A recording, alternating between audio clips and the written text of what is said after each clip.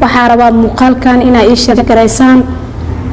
arrinaa rabaa inaa idinkula wadaago muddo badanna aana idiin sheegin maantana jeclaada inaa idinla soo wadaago muuqaalkan waxaa rabaa culimada social media isticmaasho inaa iigu share garaysaan waxaa rabaa culimada social media isticmaasho sida TikTok iyo YouTube-ka in arintan ay macnaha igala soo taliyaan aan maanta la wadaagayo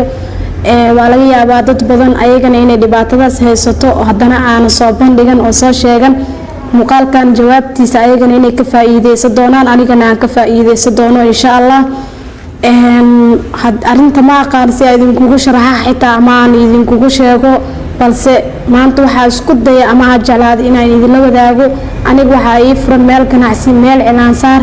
markii hore aniga hooyaday waa isla joogi jirnay mar walba waa isgarab taagnay waa iskala shaqeynayna meel walba oo isla aadaynay muddo ka bacdi hooyo way iga xanuunsatay meesha markay imaanayso way ku jiranay waxay noqotay meesha inaysan imaanin oo aan kaliya aan noqdo hooyada guriga ay joogto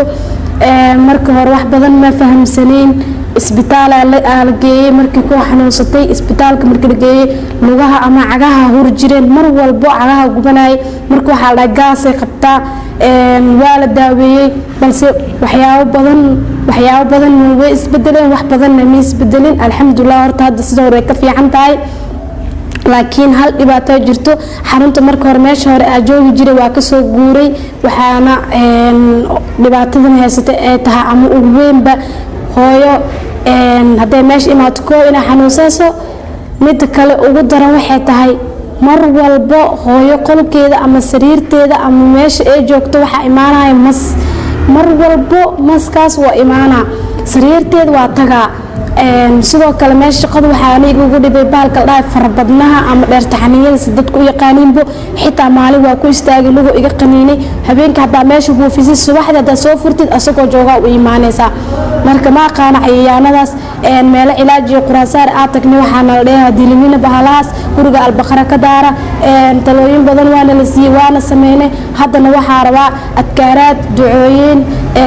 aayado suurado intaba haddii aad ila soo wadaagi kartaan inaa sii kororsadaa rabaa ila soo wadaagtaan si aad iskaga xijaabno insha Allah hooyana bahalahaas macnaha uga badbaado insha Allah guriga waa quraan saarno quraan waa ka daarnay ma aqaano adigu waxba si u qaldan insha Allah waxaa rajeynayaa muuqaalkan in aan wax badan uga faa'iidi doono culimada iiga soo jawaab celiso adinkana walaalahay waxaa idinka codsanayaa inaa iigu share garaysaan in dhibaatadaasna in Ilaahay uu si uu naga